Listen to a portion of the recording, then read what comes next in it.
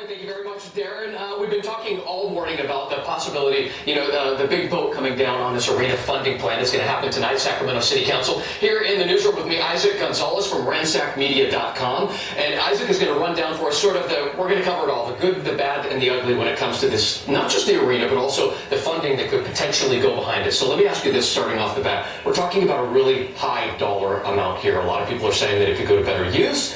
Is it worth the money?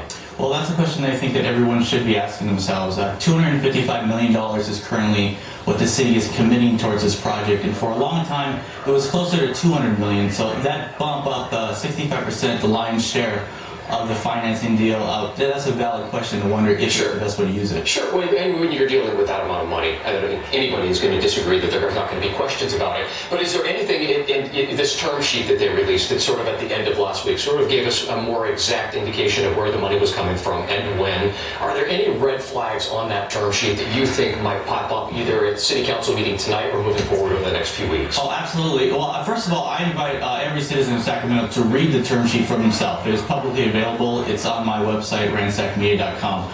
But the one red flag that I would say popped out of mine is the fact that the Kings will be borrowing the entire share of their $75 million against future revenues, and those revenues are a rosy picture. So that leaves the city on the line for any deficiencies if the Kings aren't able to come up with their portion. Okay, and one more quick question for you. Here at Fox 40, we are fully behind this push to get this new arena built, mind you.